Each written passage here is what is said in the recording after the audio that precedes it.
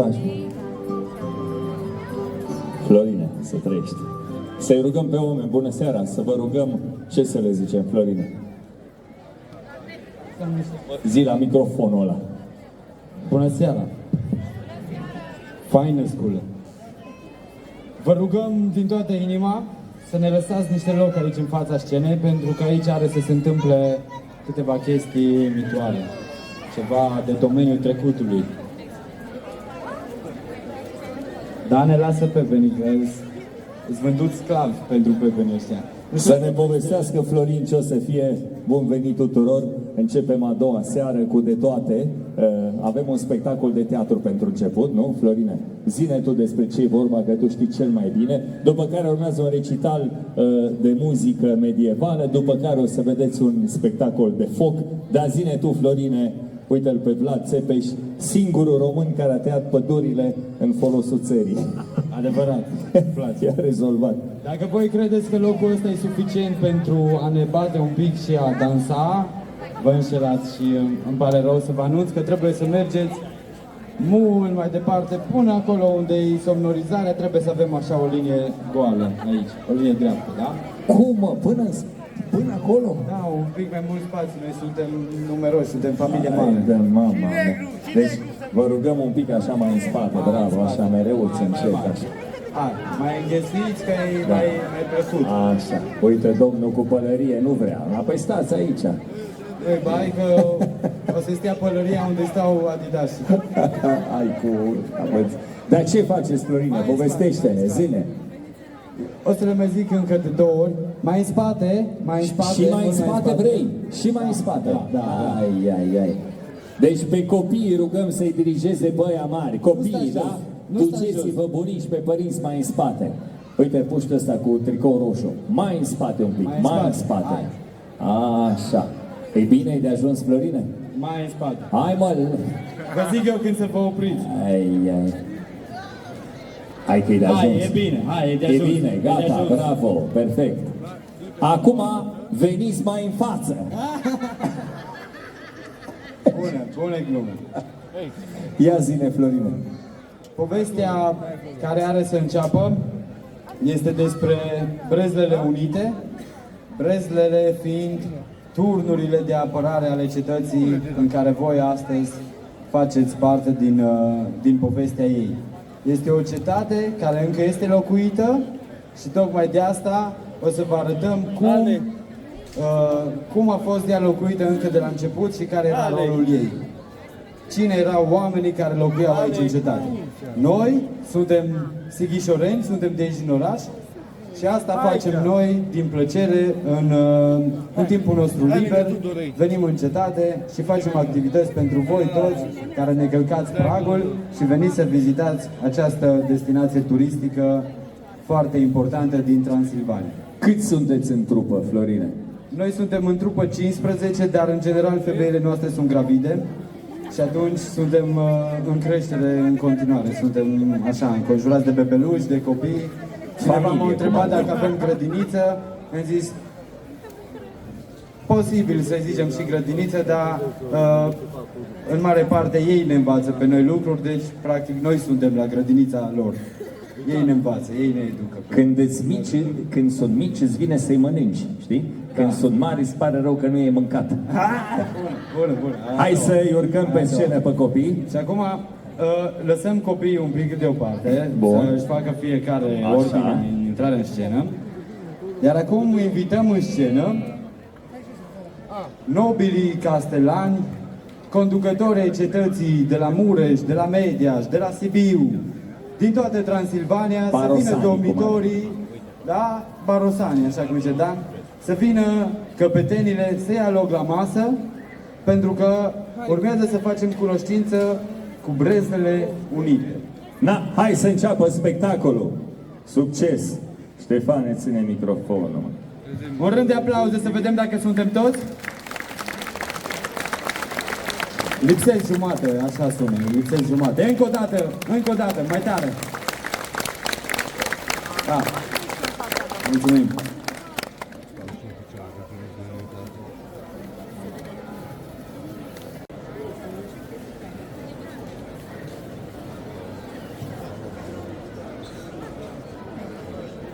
Bună ziua!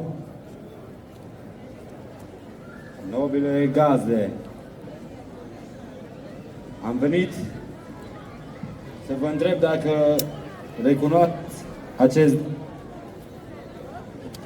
întreb dacă recunoașteți acest drapel. Cine ești și cu ce gând te prezinți în fața noastră? Sunt omul care unește brezlele. Sunt călătorul în Evul Mediu. Am venit în fața domnilor voastre pentru a vă întreba dacă sunteți informați și dacă știți ce s-a întâmplat azi noapte în cetate, aici, în locul acesta. Ce vorbești, străine? Ce s-a întâmplat azi noapte? Azi noapte a luat foc cetatea. Ai băut, străine? Cum să ia foc cetatea? Ia uite-te în jurul tău. Nu sunt clădiri mai întregi și mai frumoase. Nu am văzut ziduri mai drepte și înalte. Iar tu vii și mi te prezinți în față spunând că a luat foc? Te înșeli și te înșeli de două ori. Odată, cetatea a luat foc. Doi, nu sunt străini. Eu sunt de aici. Eu sunt omul care a unit brezlele, care le-a făcut să lucreze împreună. Nu să tragă chiulul, să tragă chiuleaua ei. Iar dacă nu mă crezi, poți să întreb pe oamenii din cetate.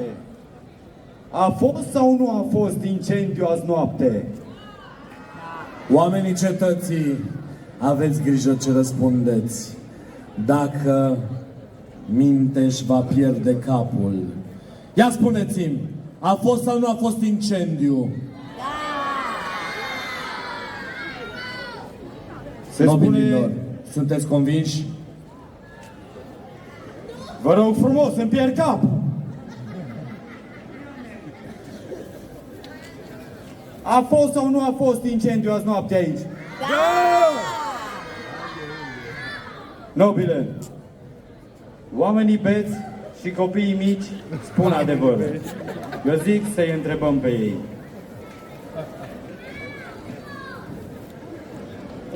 Tu, copilă, a fost incendiu azi noapte aici?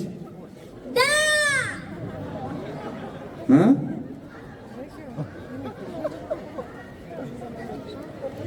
Acum se la Ei, omul biat. Leți Ivane. A fost sau nu a fost, mă, incendiu aici?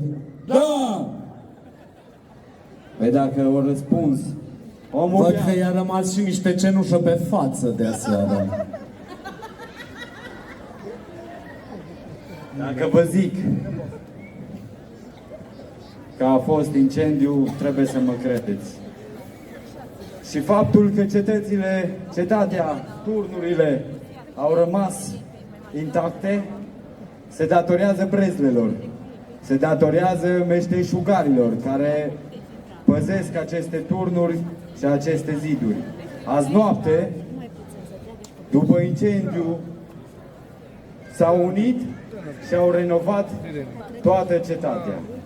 De asta, astăzi, cetatea arată în felul acesta și oamenii continuă să locuiască în ea. Deși au ars 600 de case și mai bine de 20 de oameni nu li s-au mai găsit oasele, astăzi cetatea este în picioare. Cetățene, dacă într-adevăr au ars 600 de case, dacă într-adevăr într-o noapte s-au reconstruit, fără ca noi, care conducem aceste meleaguri, să știm, am vrea să-i cunoaștem pe acești meșteri. Ia să vedem dacă sunt adevărați sau sunt doar scăpărici de foc în vânt. Asta de aici. Ei bine, Hai tu, domnule. aici am vrut să ajungem. Aici, mă. Aș vrea să-ți fac cunoștință cu oamenii mei. Hai. Oameni Pune-te aici. ai unertelor, oameni Pune-te. ai armelor, oameni ai oamenilor. Și o să încep în ordine. Breazla fierarului, să intre în scenă, să intre la masa nobilului.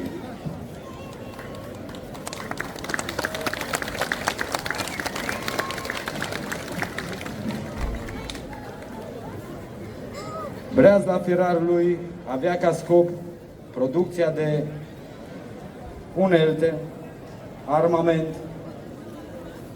și tot ce era construit pe structură metalică.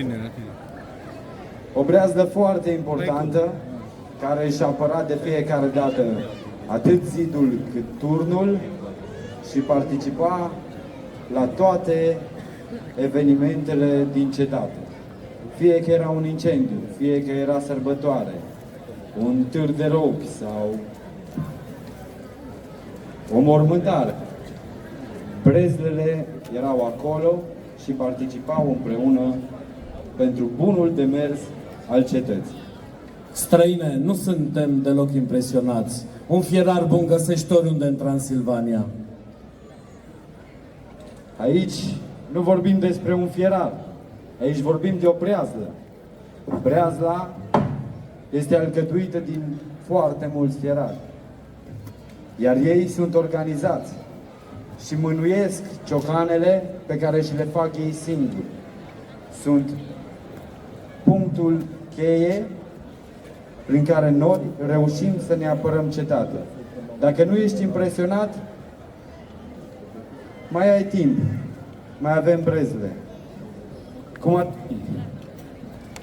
Să te mulțumesc un pic așa că te văd mai înfometat. O să zic breazla măcelarilor.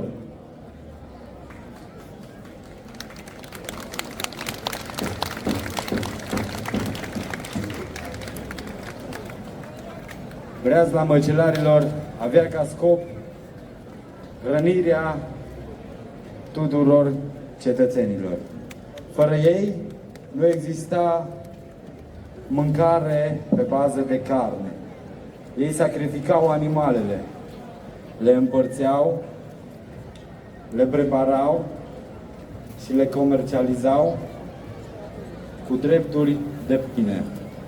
Oricine putea să fie măcelar, trebuia să fii iscusit, trebuia să știi să folosești cuțitele, satârul și să fii un om curat.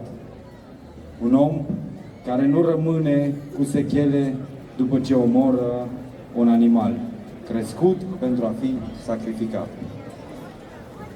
Și mergem mai departe, văd că are gura plină încet, încet și se potolește și începe să ne creadă.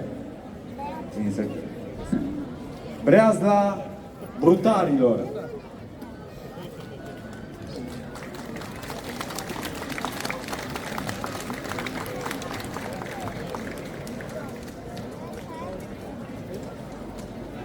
Breazla brutarilor avea ca scop producția de pâine, de panificație.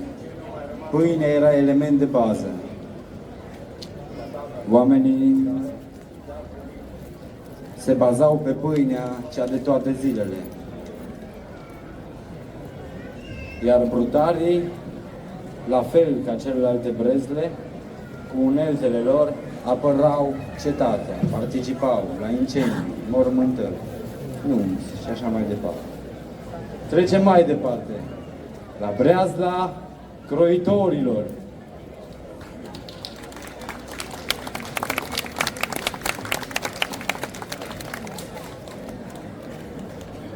Breazla croitorilor era breazla fără de care am fi fost în costumul lui Adam și Eva. Pe lângă măiestoasele haine, materiale pe care le produceau și le coseau, ei produceau și corturi militare și tot ce însemna produse textile. Breazla morarilor. Oamenii care foloseau grâul pentru a produce făina. făina pe care o dădeau mai departe brutarilor să producă pâine.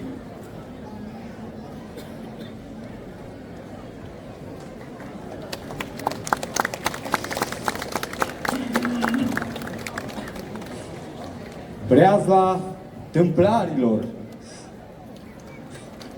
Breazla tâmplarilor avea ca scop producția, prelucrarea lemnului. De la cufăre, la vase, la cozi de unelte, scaune, mese, acoperiș și tot ce conține lemnul. De pe acolo. Te luăm în breazlă.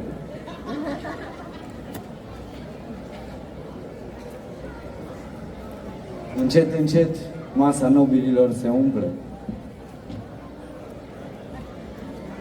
Să spunem că aproape ne-ai convins.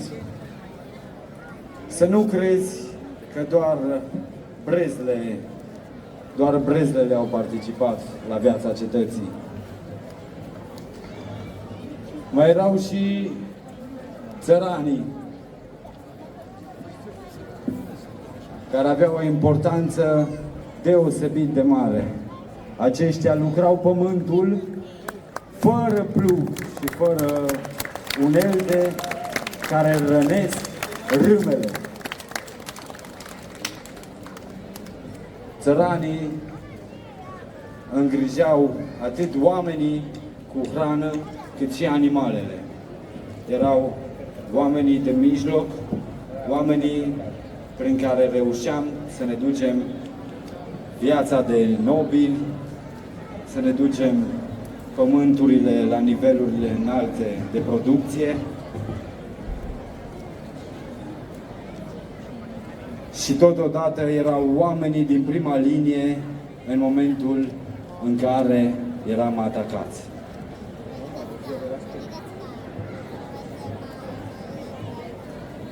E bine, mai era cineva cu noi. Nu vreau să vă speriați, nu este cazul. Aveam nevoie de aceste personaje, de acești oameni în cetate, și anume poliția militară.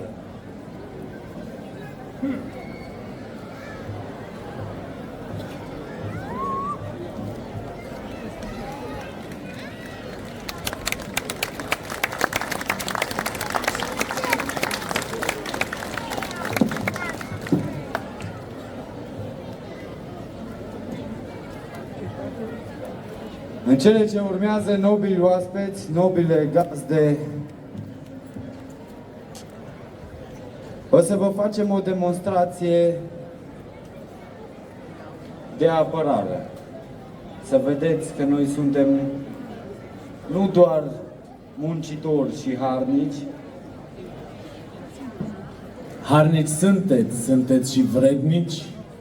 Suntem și vrednici. O să vă facem o demonstrație de apărare, dar și de atac. Iar cea mai importantă armă pe care o avem în dotare sunt copiii noștri. Pentru că ei ne dau puterea de a lupta. Ei ne dau scopurile. Și pentru asta o să invit în fața voastră pe breazla artiștilor. Ne aplaudăm!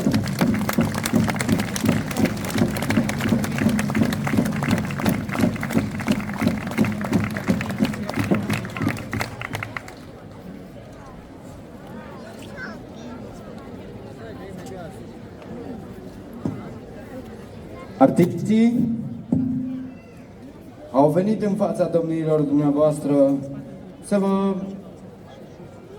facă un pic pe plac. Și o să rog copilașii, Sofia, Andu, aici sunt. Vă rog frumos să luați loc aici în fața scenei, să stați jos acolo. Acolo, între pepeni, acolo între pepeni. Stați cu pepenii. poziții. Lăsați-vă jos. În călătoria noastră ni s-a alăturat un prieten. De astăzi este prietenul nostru. Este parte din cetate. Și o să vă fac cunoștință cu el. A dorit să participe, să fie activ într-una dintre brezlele noastre, când ne-a auzit povestea. Iar noi am zis, copile, este loc pentru toată lumea la noi în cetate. Asta vă zicem și vouă. Iar acum o să vă rog să-i dați ascultare lui Vlătuț, copilul lui Drăculea.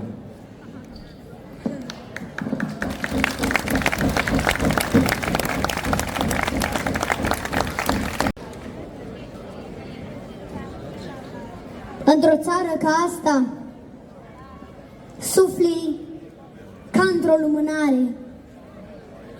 Dar ce-ți închipui că-i slujba țării? Un han în care intri când vrei și ieși când ți se năzare? Aici nu încape întoarcere pentru nimeni. Nu există decât înainte sau sus. Un singur lucru vă cer. Voi ați adus țara acolo unde este. Voi să o duceți acolo unde se cuvine să fie. Spuneți-mi, boieri, câți domni au șezut în acest scaun de când strămoșii noștri și-au dat viața ca niște eroi?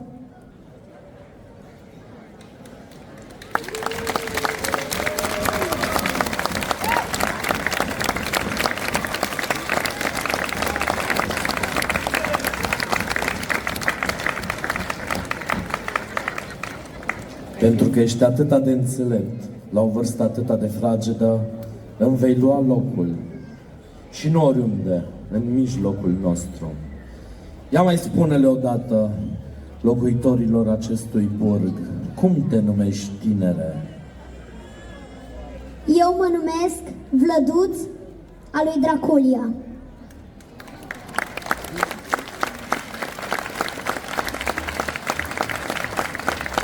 În numele nobililor aici prezenți în fața domnilor voastre, vă lăsăm pe mâini bune și țineți minte că în fața domnilor voastre se află breslele reunite din Sighișoara.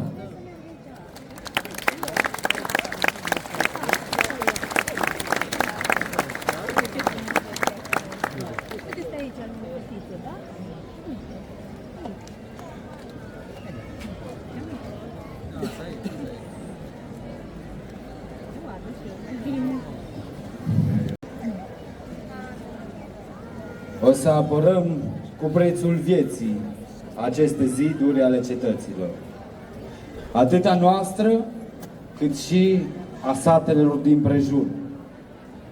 Sunt foarte multe cetăți care au nevoie de oameni ca noi, să le apere și să le îngrijească.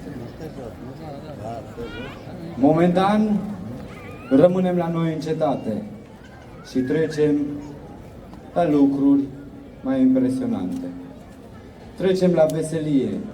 Ne bucurăm că Vlăduța lui Drăculea, copil al familiilor noastre, a ajuns pe tron. A ajuns să conducă cetatea. Nu uitați, dragilor, copiii sunt sinceri. La fel și bețivanii. Dar între un bețivan și un copil, aș alege cu toată inima, oricând, să-l cred pe un copil.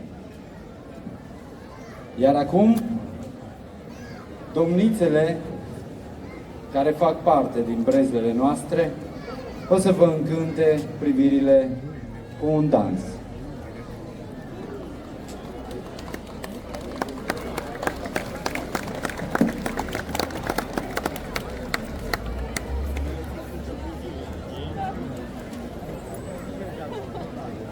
Dansul este numit Tourbillon. Numele lui ne spune clar de unde vine.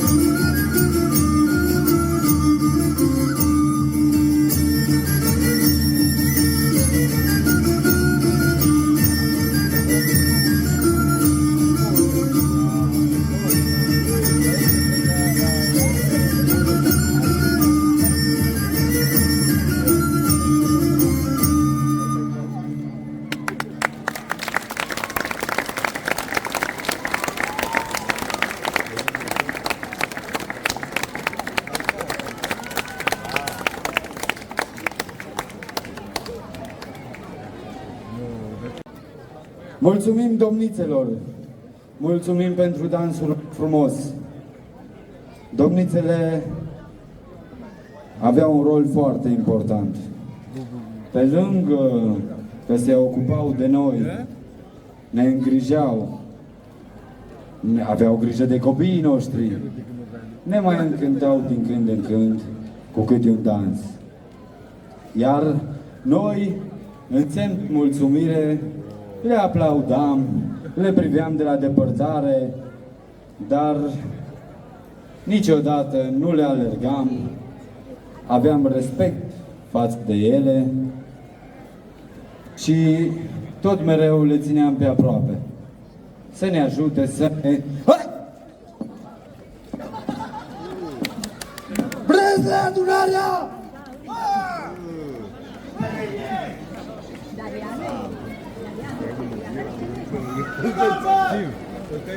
Pas înainte! Pas înainte! Pas înainte! Împulgeți! Nu-l răniți, că nu știe ce face.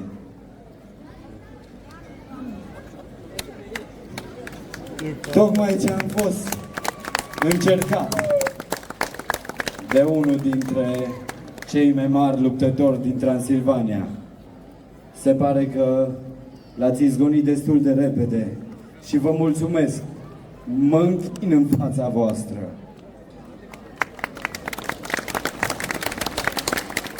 Fără voi, în momentul ăsta recunosc, puteam să fiu zdrobit precum un pepene. Iar acum, în continuare, pentru a ne menține rândurile în cazul unui atac, nobile, instruiește-i. În cazul în care unul dintre voi are de gând să mă calce pe cap, brezlele vor fi acolo. Nu să vă rănească, ci să ne apere pe noi.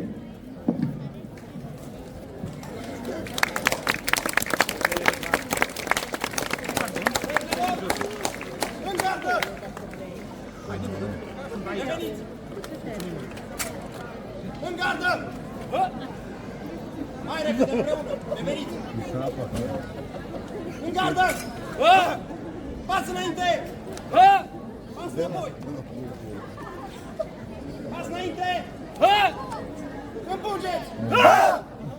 Pas înapoi! Reveniți! În linie!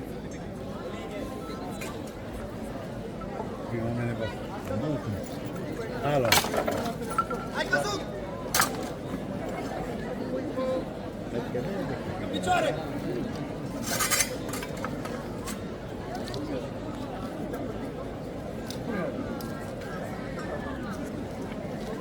Ați căzut!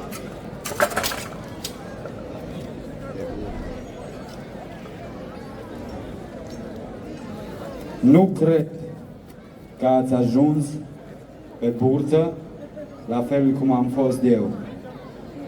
Dacă ați fi ajuns în poziția asta în momentul în care marele luptător Robert mă călca pe cap, era trist pentru noi toți, pentru cetate. Iar asta să vă fie învățătură de minte, că eu am fost trivit. Acum și voi. De data asta am fost eu. Data viitoare pot fi călăreți, cai inamicilor sau cine știe ce pericol. Vă ridicați!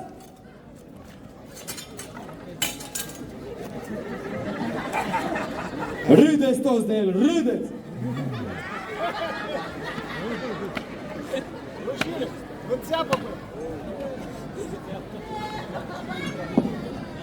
În linie!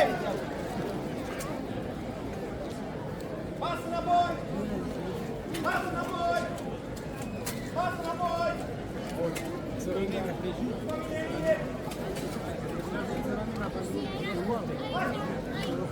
Cum s-au descurcat?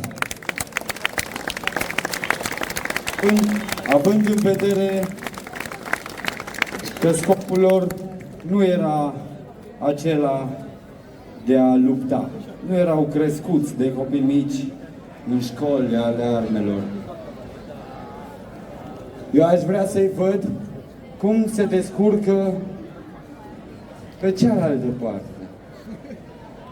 Cât de sensibili sunt în momentul în care se apropie de o domniță.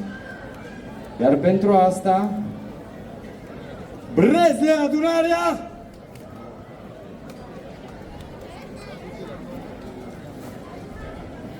Mai repede! Mai repede!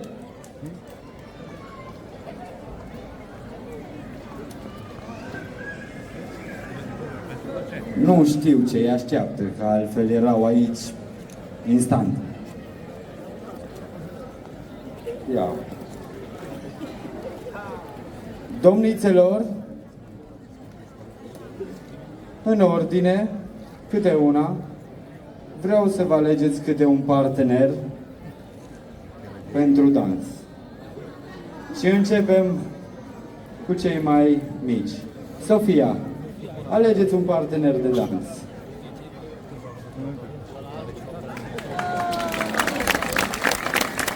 Haideți aici amândoi. Haideți aici. Rămâneți aici, de mână. Uite așa. Așa, de mână.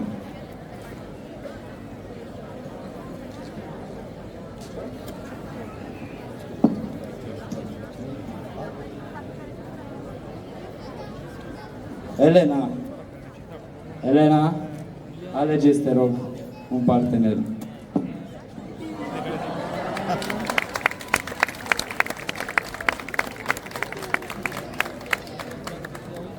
Raluca, alegeți un partener.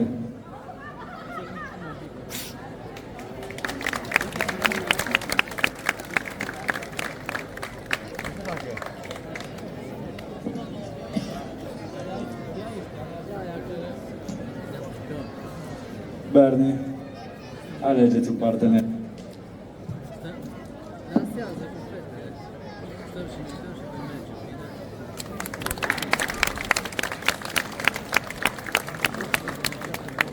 Larisa, te rog.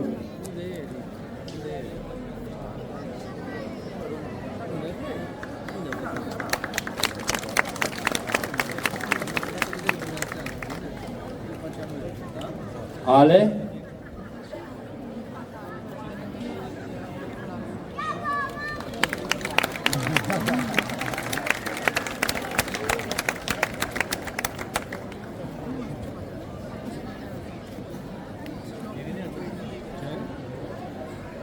Zuzu.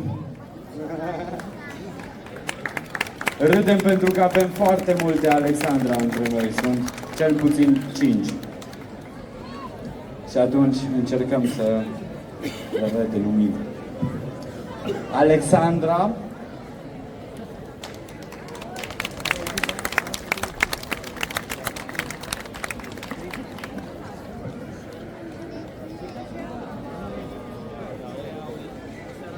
Draga mea soție, pentru a nu exista riscuri, te invit eu la dans. Deși aveam încredere că o să mă aleagă, iar acum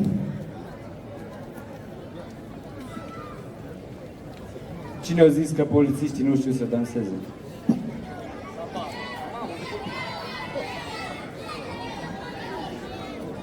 Pentru că cetatea e noastră. Iar tu de atâta timp te prezinți singurel. Îți dau libertatea să alegi oricare domniță de aici, din mulțime, să o inviți la un dans.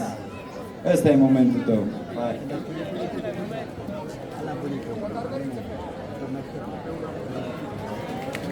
Să-l aplaudăm!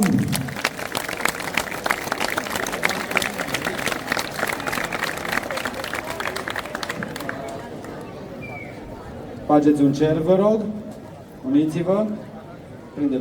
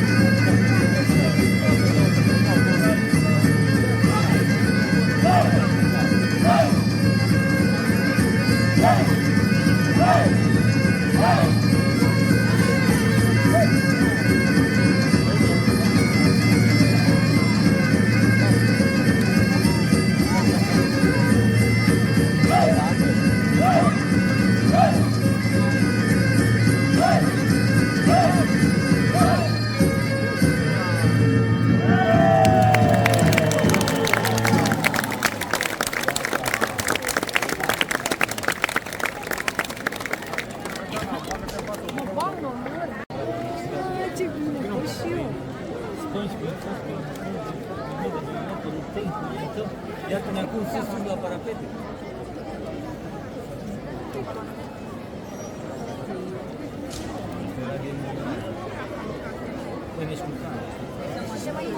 Mulțumim frumos pentru nenumăratele rânduri de aplauze.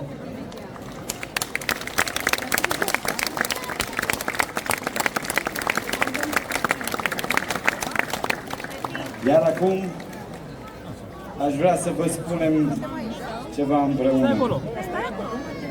Vrem să vă mărturisim cum am ajuns noi aici.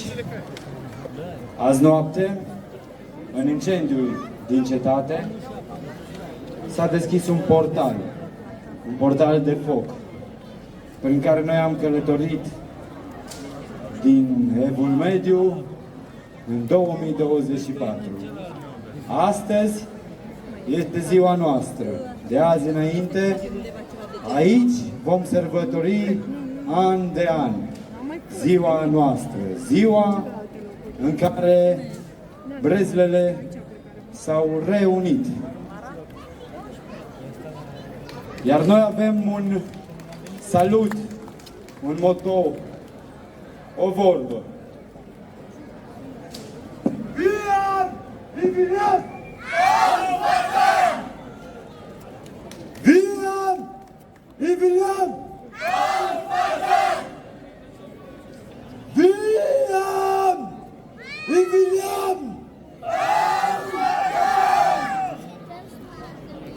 Vom găsi un drum sau îl vom construi?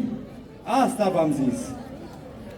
Iar acum împreună cu voi toți, eu o să zic, viam, inviam.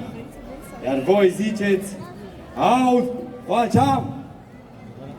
Toată lumea, sunteți pregătiți? Viam, inviam. Vreau să aud și adulții, vreau să aud copiii, adulții, bătrânii, bunicuța de aici. Vreau să te aud. Viam! Inviam! Viam! Inviam! Vă mulțumim, noi am fost Brezlele Unite și vă așteptăm la Timișoara de fiecare dată când aveți drum pe aici. Ne găsiți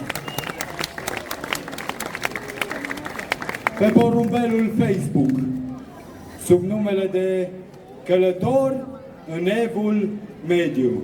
Ne-ar ajuta foarte mult să ne împrietenim acolo și să rămânem la curent, pentru că începând de astăzi, fiecare acțiune a noastră o să o transmitem prin acest porumbel către voi.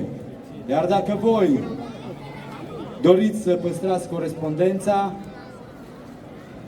ridicați degetul acolo și porumbelul se va așeza pe el. Vă mulțumim frumos! Rămâneți la scenă pentru următoarele momente artistice impresionante pentru musafirii noștri și nu uitați, în această seară o să fie încă un incendiu. De data asta, un pic adaptat anului 2024. Va fi jonglerie cu foc și cu lumini. Noi o să fim aici să-i vedem pe musafirii noștri. Sper să fiți și voi și să-i aplaudați, la fel cum ne aplaudați pe noi chiar acum.